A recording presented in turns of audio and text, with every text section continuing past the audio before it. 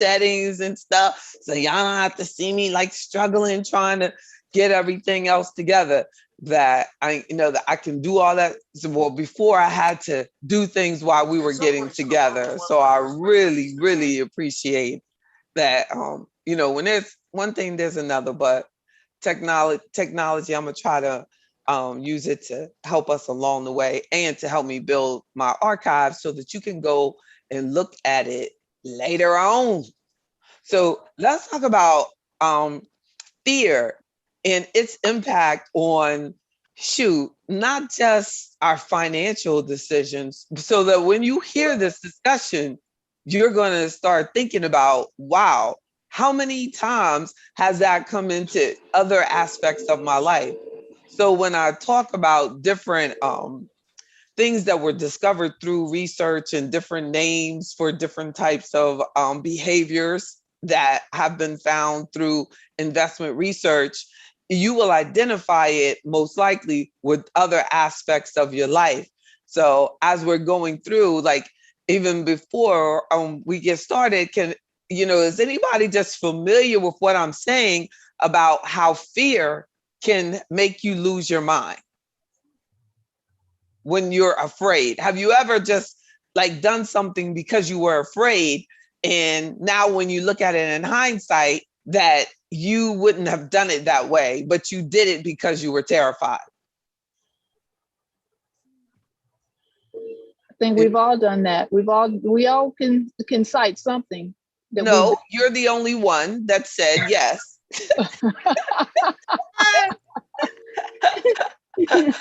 Look, wouldn't it be something if you're the only one?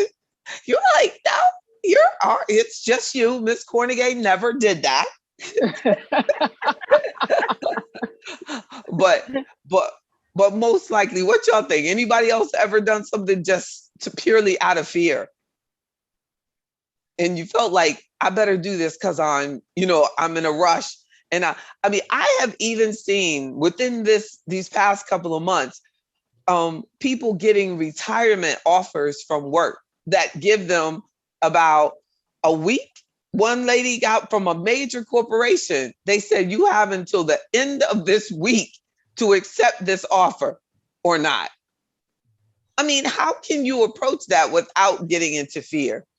And fortunately, she was a member of Afro Economics. So I said, no worries, send me the package. And she said, they don't even have a package. They just want to know if they offer a package, if I'll take it. And if I say, no, I won't take it, I can't take it when the packet comes out. I thought, Rosita, that was the most ridiculous thing I've ever heard in my professional career. And then I spoke with a friend. Oh, I missed it. What happened? Sorry. I know, right? You walking in the door and I go, Rosita, it's just crazy. It's the most ridiculous thing. I hit you just like that. Can you believe it? You're like, what? Good for you for being honest. But we're talking about like making decisions out of fear. And if you've ever made a decision because you were afraid, and I was saying that there's actually some major corporations who are asking people to accept offers for their retirement for the rest of their life based on not even knowing what the offer is. So I'm like, that is, pretty frightening in and of itself. But also, when that happened to a member, I said, wow. Then it's great that you're a member. How blessed it is that you already know me and that you're not like trying to meet someone. Where I also had a couple of people that worked at banks who got these offers, and they weren't members of Afro Economics.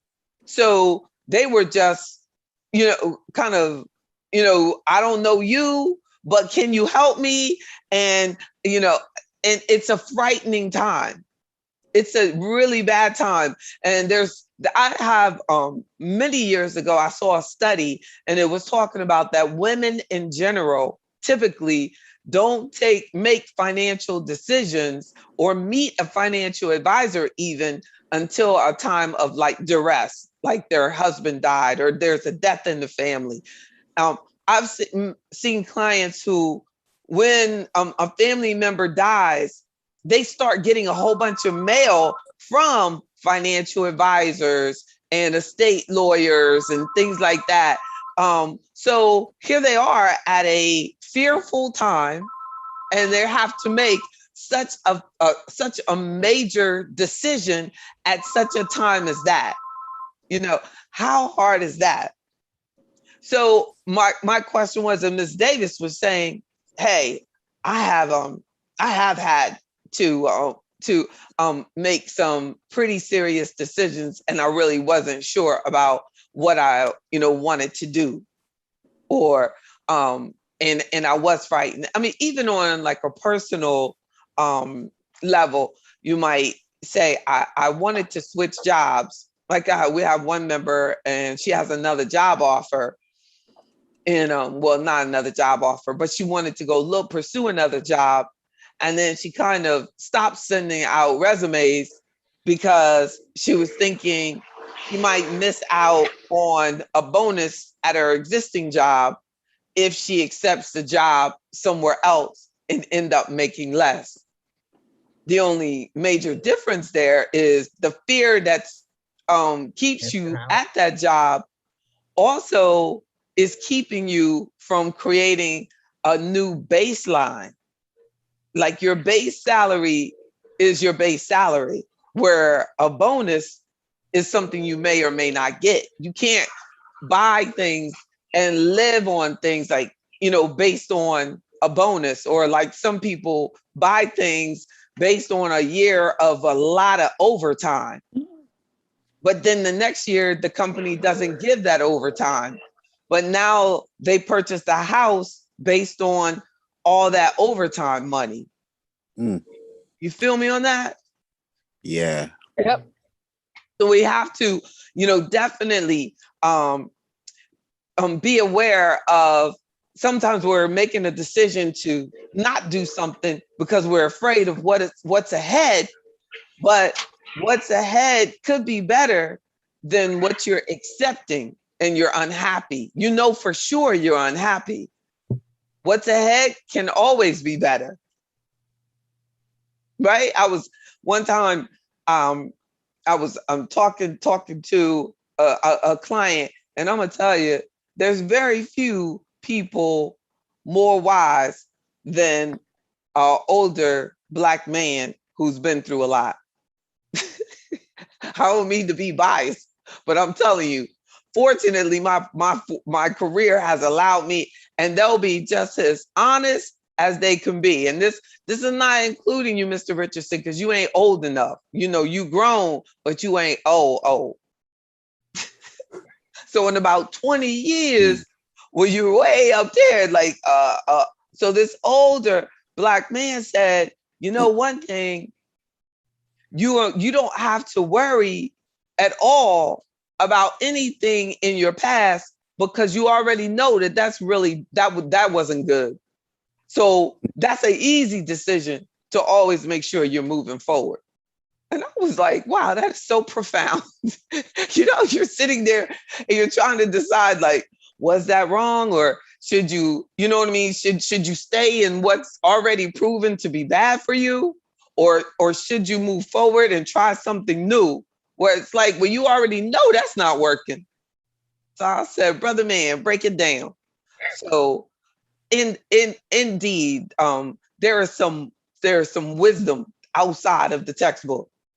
So when we're talking about how fear can impact your long-term financial success, there was a study, a Dunbar study. I'm gonna also do just as backup. I'm gonna do an inside recording to our cloud, so you might hear it. The Dunbar study.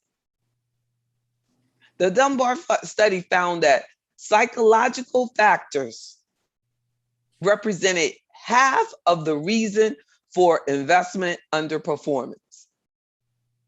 Half of the reason of investment underperformance was because of psychological factors. I ain't say it. They said it. What do you think that means? Who wants to give me some feedback on that? half of Wait, the, uh-huh. what was the question? Say the question one more time. It said half of the underperformance, meaning when they looked at people and they were investing and they didn't perform as well as the market, half of that was due to because of psychological decisions they made. Or And they, or they get in and get scared and take their money out before it can get a chance Yep. to go up. perform. Amen. Amen. That's a good one. And then not really educating yourself as to what you may or may not need to be investing in. Ooh. Amen. That fear factor of, pulling out, because most people that are afraid, they tend to always be buying high and selling low, like my husband said.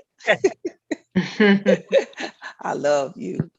And then also, like Miss Davis was saying, no, I don't know what you said because I'm still stuck on loving my husband. I don't really know what you said, Miss Davis, but it was a Uh, good point. What'd you say, Miss Davis? just educating yourself on Yes, the and the choices reason, that you and should the and should not reason make. that is yes, and the reason that is a great point, because especially when you think about women, research says that women are save more, but because of their fear and lack of understanding of investment options, they tend to have less money. Because I mean, think about it. A Black woman is very well educated, gets great jobs, less likely to spend the time they talk about with Black men being in prison, but she's still more likely to grow old and be broke. Mm. Right, Benita? Well, That's amazing, isn't it? it is. I used to work with someone, and whenever the market dropped, she would call and beg the person to take the money out. And I said, you need to keep it there because this is when you need to be bought. And anyway, I'm Look, we never know what she got it in though, but right. look, assuming, right, that she had Yes. a well diversified portfolio like you, like, I doubt it because she didn't have you. So amen, amen, poor thing. Exactly, exactly. She was like, sell it out. And they do studies on everything. And they have a study out now. This same company that did the sphere-based discussion or psychological-based investments, they did it recently. They did a study about COVID-19, and it showed that overall, the majority of investors stayed on track. And as I was reading that line, and I said, well, that's only because nobody really had enough time to do anything crazy. You know what I'm saying? It's like it kind of caught people off guard, especially if they were out of the mix. By the time they figured it out, the market has started moving back out as they were waiting for their statement. You see what I'm saying? Like a lot of people didn't even know what was going on. They were too busy thinking about COVID and being locked in the house. that's right. So it was like, so it did. And by within 30 days, it started moving back the other direction. So we can't give it full. That was such a unique situation. But I think I'm telling you, if that market has stayed down longer, you would have saw some serious losses. So, but the people who did get out, like, unless they like corrected real quick, it was hard to like make up for that. And it's best to have a diversified, good asset allocation. Definitely, consider having a financial advisor. And that's the benefits of Afroeconomics, so that you're not basing, your long-term financial decisions on fear.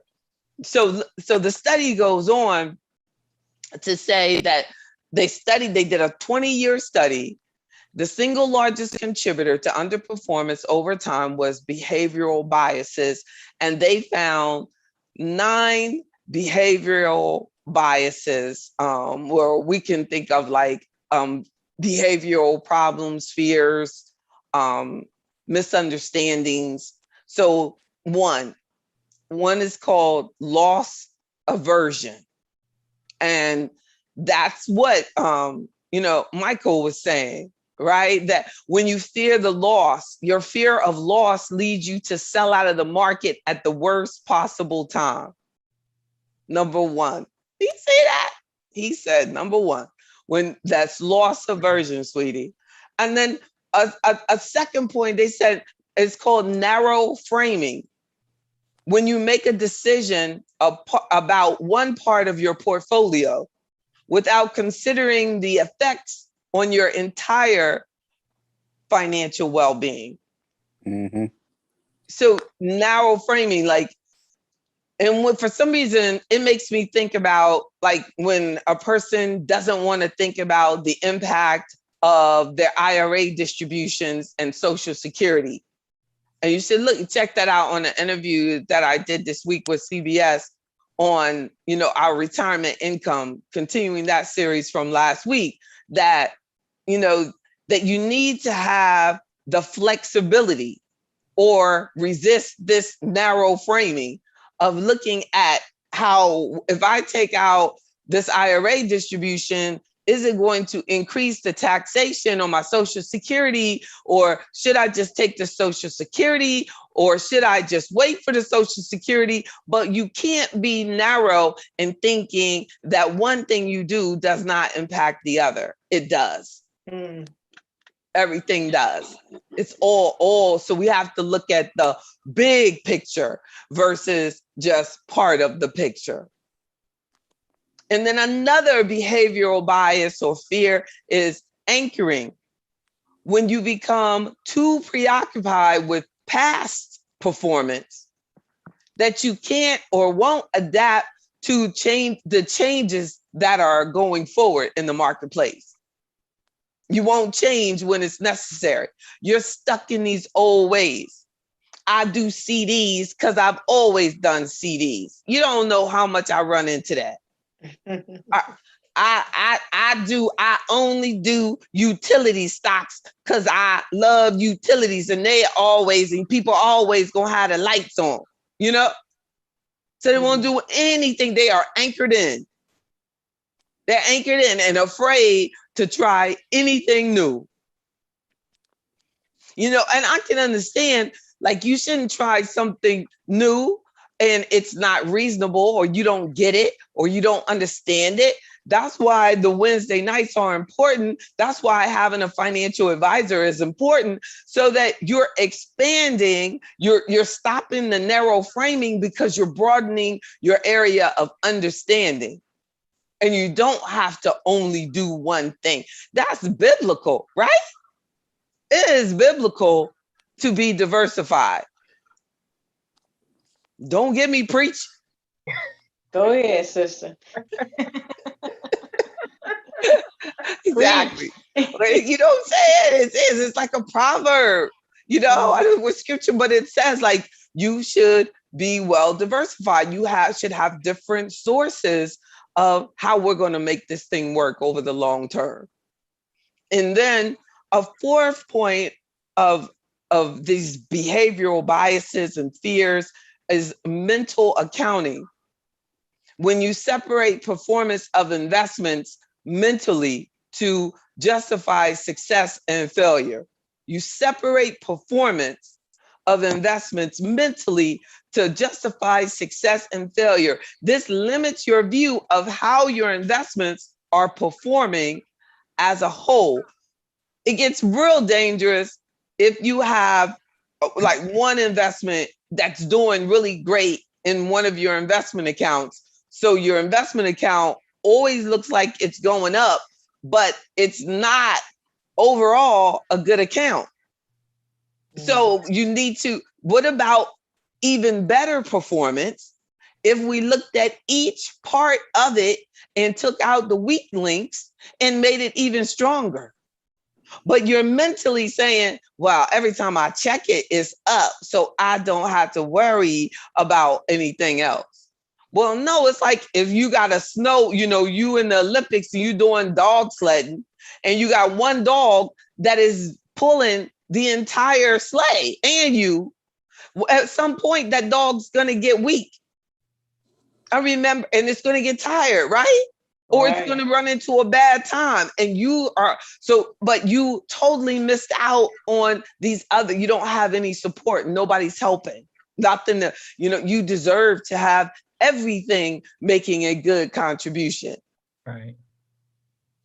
So don't just, break it down, to justify because of what you're doing in your mind and it feels good and not looking at it piece by piece. We have to do real accounting, not just mental accounting, right? Okay. That's right. Yeah, right. See that? Let's be detailed. A fifth point is lack of diversification. And these are the behavioral habits that were found in the Dahl-Bar study that covers over 10 years of what investors are doing that's creating the underperformance. And the fifth out of the 9 is lack of diversification. And that's when you believe that your portfolio is diversified when it actually is all highly correlated in a certain pool of assets. Big words of just saying, you think you diversified just because you got a whole lot of the same thing. Like me, I got the most black clothes probably of anybody on the planet. You got that right. You see what I'm saying? You want black turtleneck, you want black short sleeve, you want black long sleeve, you want black bodysuit, you want black jumpsuit, you want black suit. Oh my goodness, the other day I was like, I have 2 of the exact same suit jackets. The exact same suit jacket. The only good thing is they're different sizes. But they like basically the same size, just one, you know what I'm saying? Both of which, so I was like, oh, this one is a little bit looser. So on the day that you just don't feel like your clothes being tight, you know what I mean? Wear that one. What in the world? How did I went in the store and I said, I like it. I went back home a couple weeks later. I guess I was feeling a little better. I've gone down a size. Let me get this one. Same thing. I'm thinking I'm getting another jacket. That's what people do with their investments. They go buying the same thing. Like they keep buying. They think, have you ever seen that? Like if you sign up for the work advisor, they got these machines now. They're gonna replace me. So the machine puts you in about 20 different things. And almost every time when I see people with this thing, I mean, they break it down to 3% here, 2% here, almost all of those funds got the same top 10 components. How many times do you need that same top 10? But the machine is like, nah, we just want to give some a little bit to everybody. They ain't thinking about you. You know what I'm saying? Like picking the best of which one. Because somewhere below that top 10, that's when it really pays off. Somebody's got the best performers in 11, 12, 13, 14, 20, might be even component 50 or 67. But that's when it's not just the top 10 that matter. Because a lot of them showing the same. I was looking up socially conscious investments today, and I was trying to find the best like socially conscious, ETFs and things. And I was like, this is such a joke. They're all the same. How in the world? So that means that, you know what I mean? Your little, what you put this title on, socially conscious, is no more socially conscious than mine. Because when I'm looking at the contents, you got the same thing, just not in the same percentage. And then you're underperforming mine. So that means that your other ingredients are weaker. But as far as you saying that you make sure that these companies are socially conscious and you put it in the title, we got to be careful. You know what I'm saying? So you think you're adding that in and it's making you more diversified because I have a socially conscious one. And then I just have, these other fun. No, the socially conscious might not really be as socially conscious, or everything you got already is socially conscious because they're the same thing. So we got to look inside the closet and make sure we're actually diversified. Not to mention, you can think you're diversified, but you have all of them are stocks, or all of them are stock funds, all of them are bonds, or all of, so it's, having a whole lot of the same thing really is not diversified, right? Think of it like your closet. It gets old. Even I sometimes wear something other, right? So you got that red. Look how the red look better, right? Bring out something different. Bring it out. That's what you want to have in your portfolio. You might have like, okay, I really like this. I really get this. I really get that. But you need to have something, you know what I mean? And that's going to pop. And we need to understand the importance of asset allocation. Asset allocation is when you include the asset classes and diversifying across asset classes in your desire to be diversified. So it's a next level of diversification, making it even better. So lack of diversification can actually show that you're fearful. And what about hurting? What do you think hurting is? Hurting. Mm-hmm. Hurting or hurting? Oh, no, herding like cows. I guess get a bunch of stock. I don't know.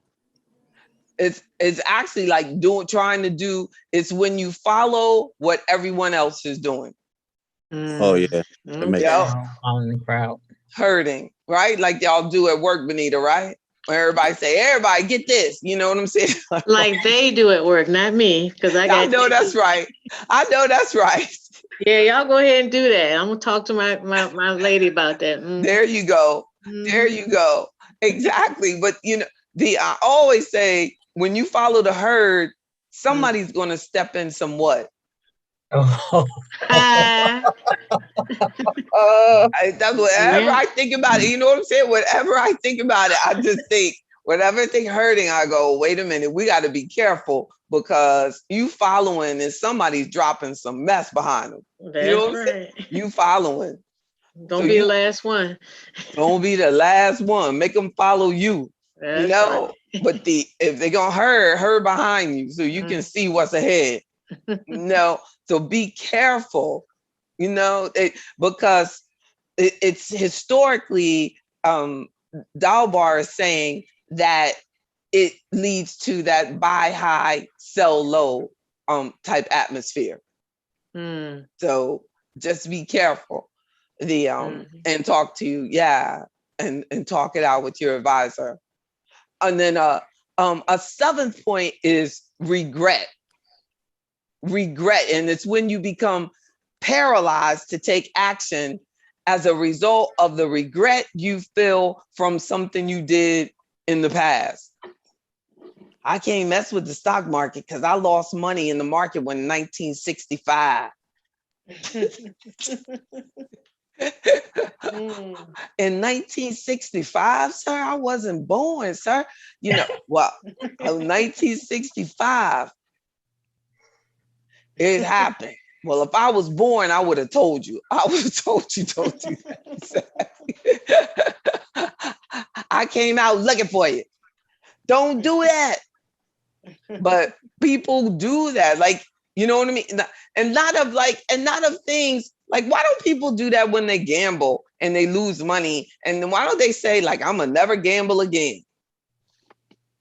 They don't do that. It's like when they do something that actually, was logical, it just, didn't work out, and you need not to put all, generally it's just from not being diversified. Yeah. Y'all remember when Colonial Downs came out?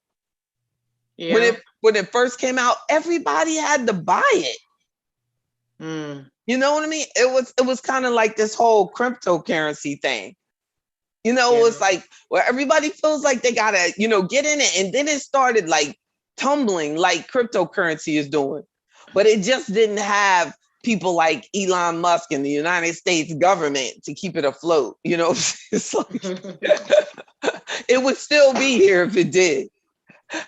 But but until the government says this is not, you know what I'm saying, right, then it's going to continue to exist. And there's going to be, some people who it is inappropriate for.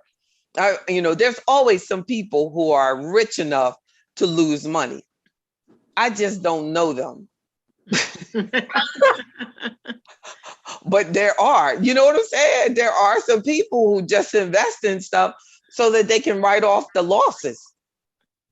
But I don't know them, you know what I'm saying? Everybody, even, no matter how rich they are that I know, they still want me to get performance. And without unnecessary risk, because there's managed risk. Everything we do is going to have risk, but I feel that we don't have to worry about regret when we do research.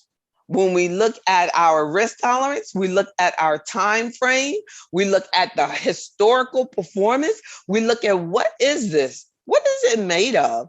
What do they do for a living? How can I get my money back? How liquid is this? When can I sell it? When can I buy it? I have people who have bought things, and when I meet them and I ask, do you know what this is? And they go, no, that guy, he just put me in it and that's what I got. Hard for me to believe, because when you're a me, it doesn't happen. Like, I ask people all the time, like, would you ever let me do that to you? Like, would you? This one lady, she sent $20,000 because somebody told her that she won the lottery. I said, would you ever just send me $20,000? Yeah. And she said, oh, of course not, JB. I wouldn't send you $20,000. So I'm like, goodness. So I'm like, well, why would you send an 800 number $20,000 randomly? Wow. I don't know, Mr. Johnson. You're gonna have to work with that. Burn. Oh my goodness. Last week in our meeting, we were talking about $500 million in fraud and scams. $500 million since COVID began. We haven't even seen it though. We haven't even seen it. There's going to be like a huge scam. There's going to be a huge scam. I'm not going to say what I think it's going to be, but there's going to be like something huge. You're like, wow, I can't believe they got away with that. It's going to be like $1 trillion. You know what I'm saying? Of nothingness. People just do that. You talking about cryptocurrency? Sound like don't be trying to say nothing. Yeah, you need to say what you think it is, so that way we can run away from it. And so whatever it is, you need to tell us what it is. You think so? I know. Exactly. You have to tune in next week. Click. I know.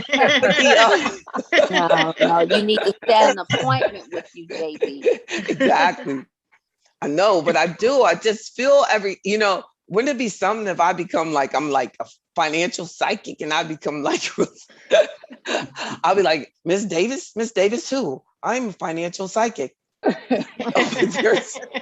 we need to know this stuff. So Exactly. People pay people for that. Cash App, financial psychic. Just like no. Oh my God.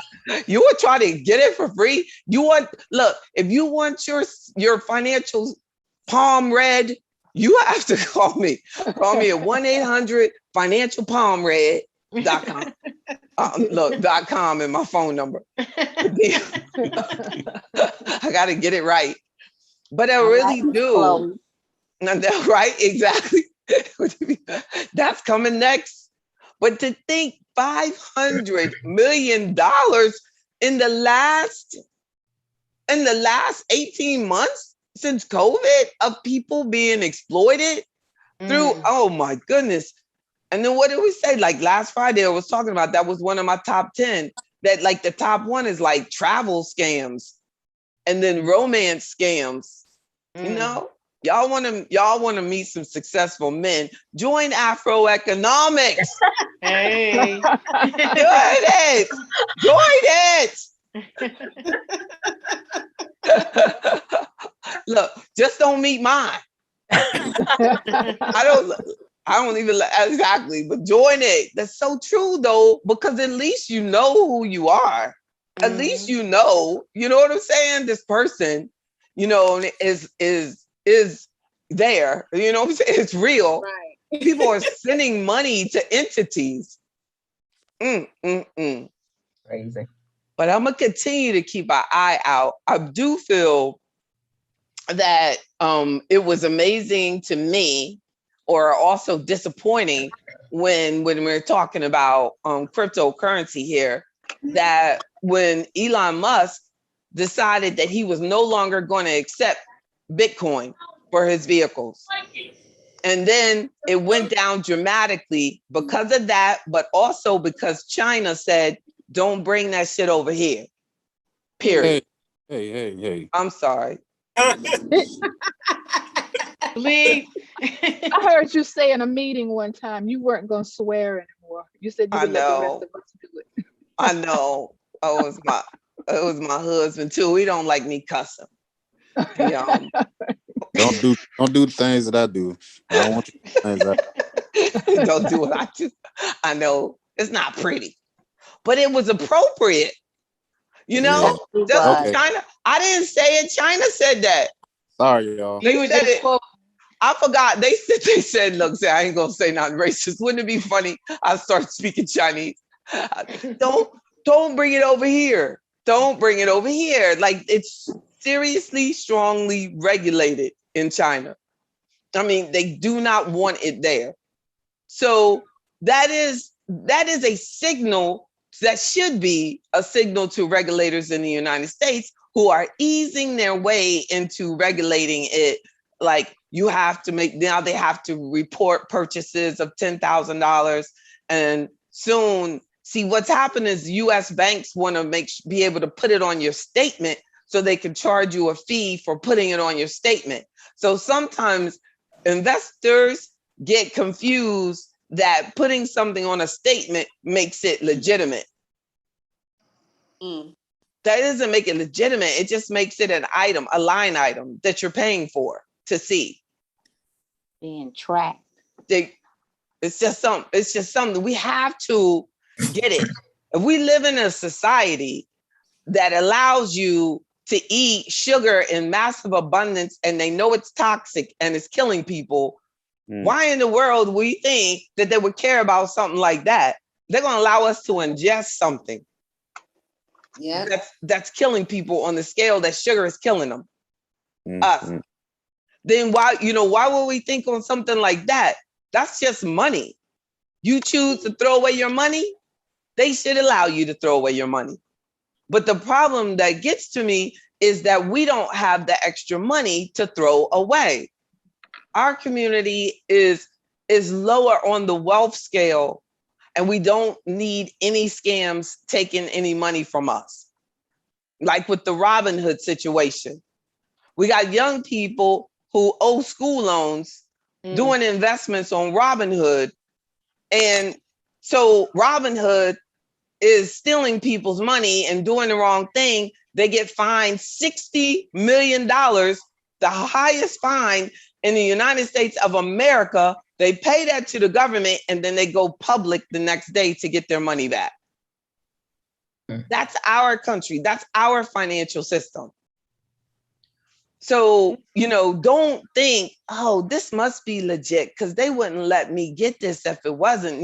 That's not true. That's not true.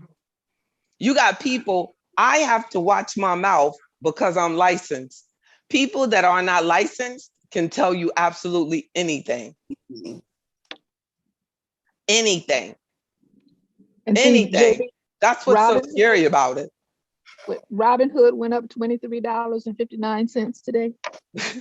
It closed at $70. They think, and most of the people that are buying it, like, they don't even know that they, owe the individuals another $12 million for the people they robbed in order that they could build the company to get that big so that they could go public. You know, so you're talking about socially conscious, you know, if we have people, you know, that are investing in it and then they think, oh, I'm so, you know, socially conscious and stuff like that, you know, you're not. You're, you know, just don't. But what we have to do is just be careful because, you know, we're more likely than any other demographic to grow old and be poor,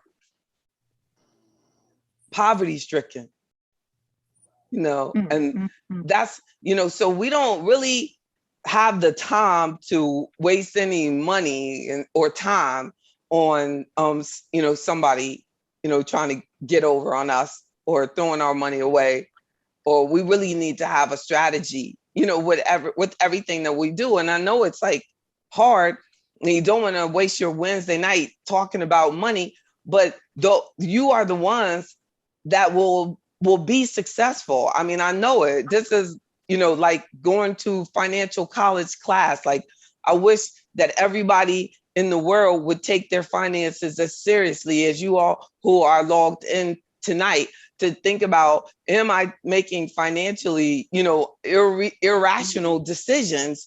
Am I avoiding things that would be better for me because I'm paralyzed with regret of something in my past that I shouldn't have done anyway?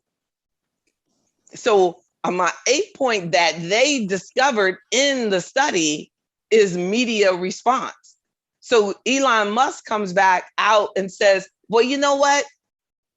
I might start taking Bitcoin again. And then it starts moving back up. Yeah. How many people, I mean, seriously, y'all, like how many people are buying Teslas anyway? Like, that is crazy. You know what I'm saying? Now, something like if Amazon made a major commitment to it, you know what I'm saying? That to me is, you know, more valid if they made a major commitment to it. But really, what in the world, when it gets on that level and it becomes highly regulated, what's the difference between that and just investing in PayPal or in Visa card? You know what I'm saying? They're another electronic form of payment. It's not private. You can't get away with nothing. They know what you're doing.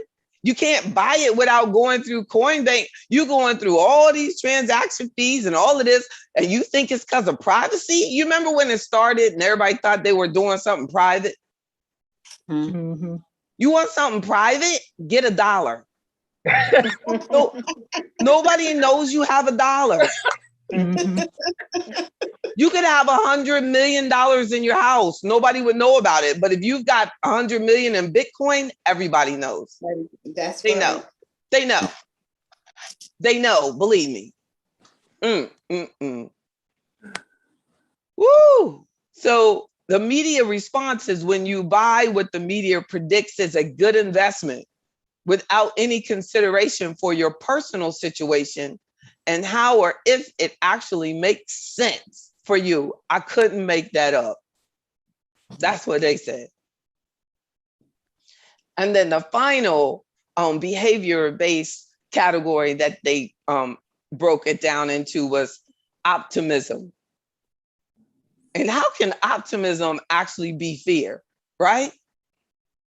Well, when you're overly optimistic about the assumptions that you make about your investments, that which can cause extreme disappointment if and when reality differs. So it's like you're better off just being rational, you know, like, and then what made me think about this was Boyce Watkins' commercial on Facebook, and it goes, "The stock market is going to crash." And he's been running that same commercial. Now, mind you, he's not a licensed person, so he can say exactly whatever he wants to say. So I'm not mad at you. I'm just disappointed that what you said has not happened yet. he He's been saying that since COVID hit. If Oh. somebody could just ask him, when exactly is this going to happen? If he runs the commercial long enough, I guarantee you it will happen. Mm-hmm. We know that there's going to be volatility. I don't know what his definition of a crash is, but it hasn't crashed since he ran that commercial. I don't know. What's the crash? Like 10 points down? I don't know. I don't know. And I'm not saying, because we can look at historical performance, Dr. Watkins, and we know that the market is volatile. But what exactly, why do you think that it is productive to try to turn us into an emotional based community like that? Why should anybody who wants to serve our community, or any other community at that, but especially our community, should you be basing your practices on trying to terrify us? There's no power there. None. There's no rational, reasonable decision. You know, I would much prefer to see him do something about these are avoiding fear-based decisions or something. But that's because I come from a place of legally responsible and working in your best benefit.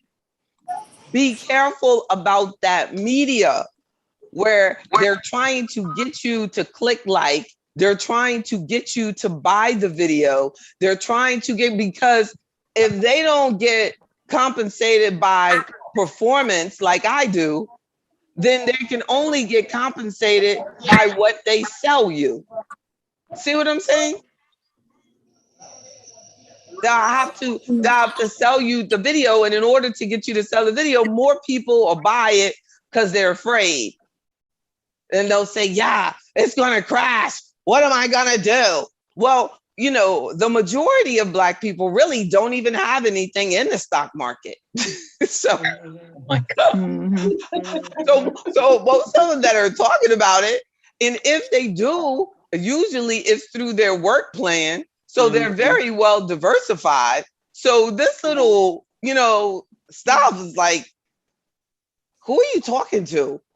I don't know. Somebody's kids that using their extra $1,000. I'm talking to the Black people. I'm trying to make millionaires out of people with 10,000. That's what I'm trying to do. I'm trying to create multimillionaires. I'm trying to do what Miss Davis told me to do. Focus on strengthening you so that you can make better decisions. Everybody ain't gotta be in it. Everybody doesn't have to do it. Everybody doesn't have to believe that we need to be reasonable and rational and think these things through, and not like, you know, I remember, if y'all who work with me, you know, I'm very methodical. It takes steps. It takes stages. It takes time. That's the way that's just the way I am. And I don't like when a person doesn't understand what I'm doing. Like, so I want whatever we do, like, it's like you're understanding every step of the way. So I know this couple that I'm working with now, and when I first came in, he was like, let's just get this right now, you know, and they're in their 80s. And he was like, I'm gonna do this, and we're gonna do this, we're gonna buy this, we're gonna do this to this. And when you do that, I know that they're gonna become afraid later. So I said, well, nah, let's wait. Let's just wait, and let's meet again. And this, nah, I know what it does. I said, well, let's wait, because that was the first meeting and they wanted to write some checks, and I was like, JB, you know better. Don't let them do this. So then after that, and they started slowing down and taking their time. And now we're going into like the 4th and 5th meeting. These same people who wanted to write me a check, you know what I mean? But what happens is, by me doing this and teaching them and empowering them, they will stay in that investment longer. Mm-hmm. They will get that return over the long term because they understand, and we've developed a sense of trust. I trust them because I have to trust that you're not going to break my heart, you know what I mean, and do something crazy. because I'm investing a lot of time in you too. So I want you to be successful. So I want to make sure you're successful. And I want to make sure that I can find out what exactly is best for you. That takes time. It takes time to build trust so that fear is not a factor. That makes sense? Yes. I know. I can't. Excellent. Oh, that's so great. That's so great. So I'm going to go back. So I'm going to go from the top. We had loss aversion.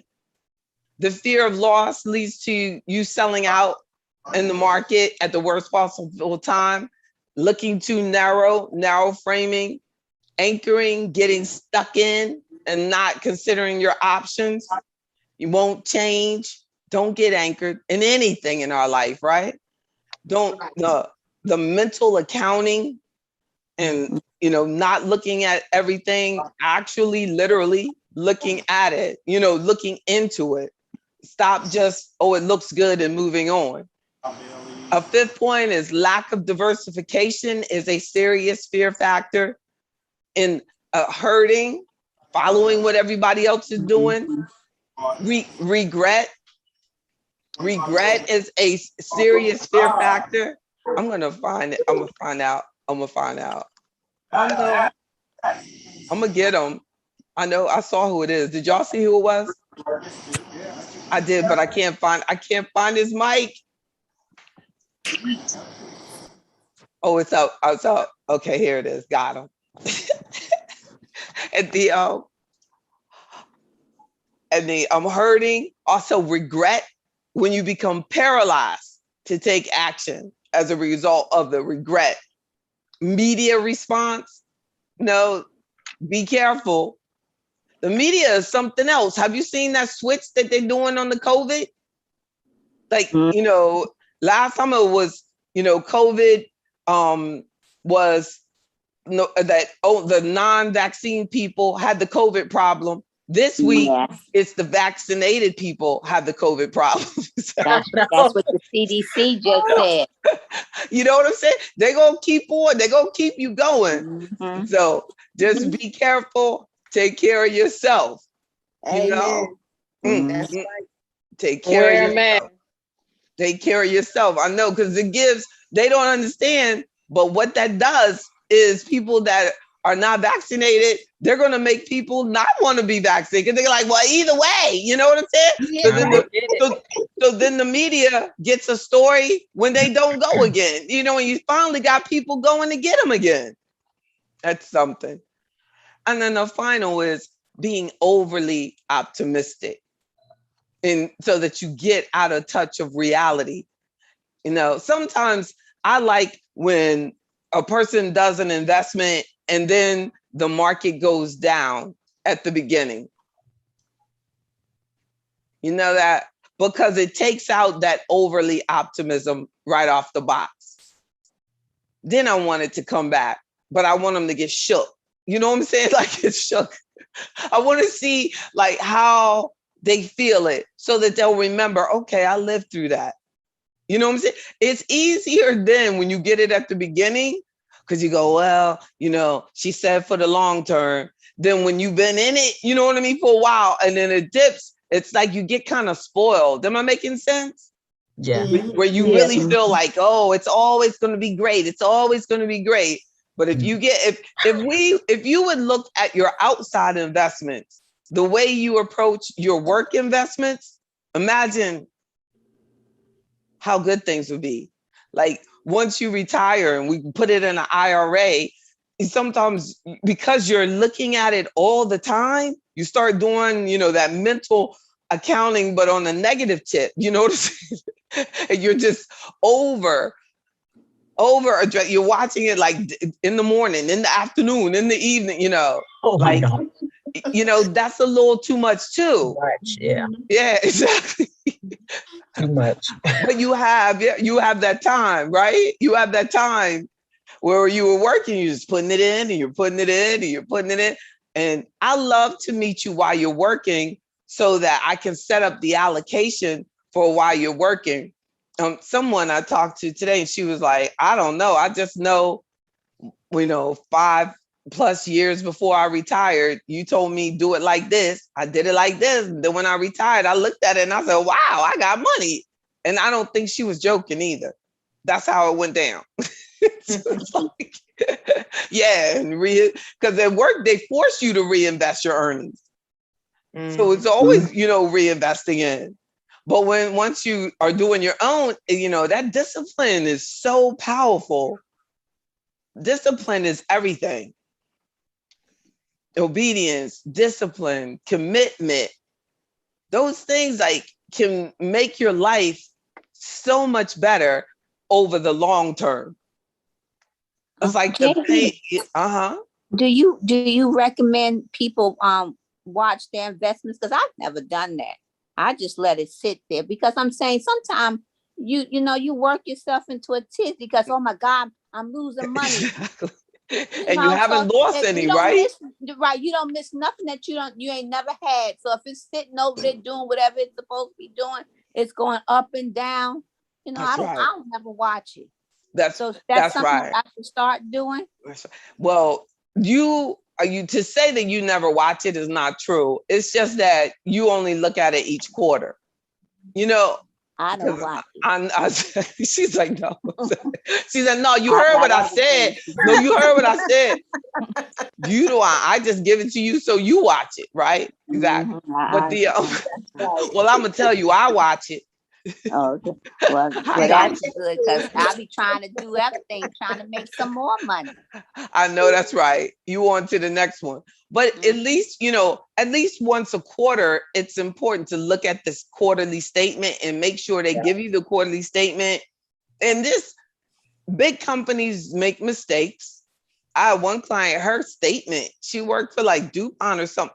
Their statement was way out of control. So I called, I think Merrill Lynch does their stuff. And I called the company that does it. And I said, what's up with her statement? And guess what they said? I don't know. Oh, Lord. I said, oh, I thought it was just me. I was like thinking, she's like, I don't know. This makes no sense to me. I don't know. Well, we'll call you back. She ain't never hear from him. Yeah, Merrill Lynch. What'd you say? Oh, yeah, that's your company. Exactly. I need to look at your quarterly statement too. No, but they didn't like take the money. It's just the statement was all out of whack. Like, you know what I'm saying? They didn't take any money, but they don't. But I did. You know what? That's right, Mr. Richardson. Because remember, I had a problem, an issue with them also on how they did some other stuff, even on yours. Like but you have to look at it to see, because sometimes they'll present stuff on the statement and you don't, see what they're doing. And it's not, it's not exactly what you think it is. So just make sure that at least once a quarter, we do need to look at it. That's why I like y'all to, at the end of June, I should be looking at June quarterly statements now.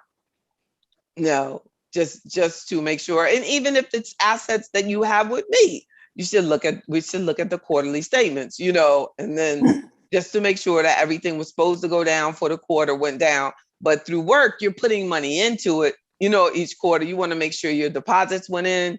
Did they go in pre-tax?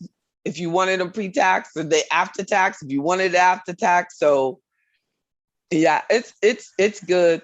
But it's most important that you do things like you have done, Ms. Davis, is get a financial advisor while you're still working. It can make a big difference because the goal is for me to increase your performance, and it can change your lifestyle a lot when you eventually retire. JB, let me dive in and say one thing here. My best friend, this was some years ago when she was in her 401k plan. She's retired now, but she worked for WorldCom. And it was when, I think the guy's name's Bernie. She took 100% of her money and put into the company.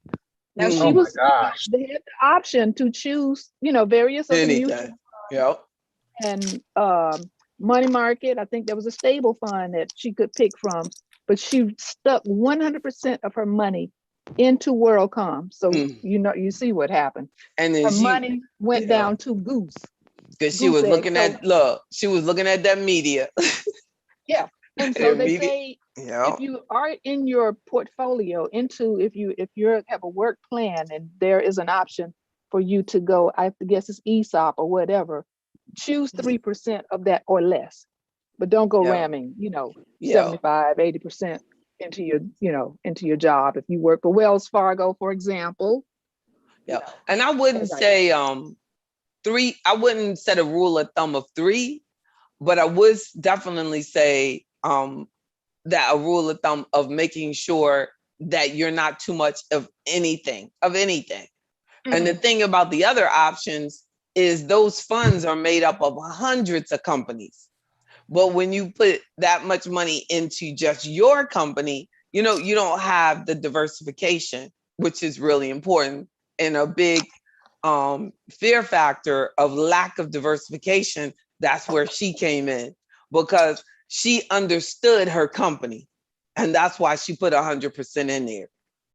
But didn't think the But CEO was going to run off with all the money, kind of thing. exactly, she just could not. You could not. So in order to counter that, but I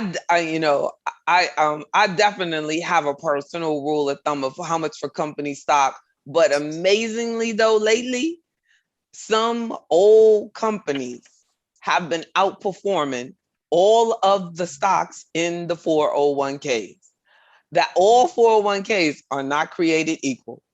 So if you work for a decent company, some people, the machines have been taking them out of the company stock, and the company stock has been doing better. Because a lot of companies now, they have these, where you can sign up for an advisory machine to help, like I help personally. So they charge you more than what I charge my clients to be a machine, and the machine is jacking them up in many cases because they're putting them in all of the ones that they need assets in, but they're not looking at the client's best interest. The only thing that they're addressing is that the client has to be diversified, but you're not looking at the performance. So sometimes I can have like 10% versus 20% in a good company stock can make a big difference. I'm not saying having 90, but you know what I mean? Or 3% or 10%. So if the machine says, well, you only need 3 because they want to put all your money into their funds, then because it's managed not by your employer, remember, it's managed by a company. That company has a responsibility to get assets into those funds. You never thought about that, did y'all? No. They got, you know what I'm saying? So the companies hire other companies to do the 401k so that that company you work for is no longer responsible for your success. And they're hiring the machines so that if you don't have any money at retirement, you can't blame it on them. Isn't that something? Blame it on the machine. Because people had sued companies and they said, you didn't have good options available for me. That's why I don't have money. And so they have to have, so they're saying, well, let's hire these investment advisory machines and then we can blame it on them, and then, but you still have to really be on it. Like I have found, errors in the machines where it's not working in the client's best interest. I don't advise on anything automated, but companies make a lot of money on if they can get you to just get automated. No, but automated is probably better than when the person just doesn't do anything, and sits it in like safe, just in the, I would think that the machine hopefully can do better than that. But if you can find a good trusted advisor who works as a registered investment advisor, who is legally required to work in your best interest, you could, hopefully do really well and not have to worry about a machine, and things happening to your account automatically, because you might not want to automatically rebalance. You might want to discuss it with somebody every time it's changed and things like that. The machine's not gonna say, "Hey, Queen Howard, you want to talk about this before I do this? Because it's about to get done." It's not gonna happen. So, Mhm. but yes, but don't investigate your so when I look at the portfolios for the work plans, I look at that company stock, its historical performance over the last 10 years or more, just like all of the other investments. But I don't think WorldCom really ever got 10 years. Mm. It was a one-hit wonder. Wow. But thank you all so much. Y'all have a wonderful night. We went into overtime. You're still winning. You're still winning. Yay. I will see y'all Friday morning. But thank you so much for y'all time. I really appreciate y'all. We even did it. I hope that you realize the value in tonight's discussion. Thank you. Oh, Thank you. absolutely. You're Thank welcome. you. You're welcome. Thank you. Oh, thank you so Thank you, much. Jackie. Thank you. Good night now. I'm right here. jb@jbbryan.com. Email me. Good night. Good Good night. night. Bye. Good Night, night, JB. Supermind. All right. Good night. Y'all be good. See y'all soon. Okay. Bye. Good night, Mr. Hunt. Thank you. Thank you. Thank you.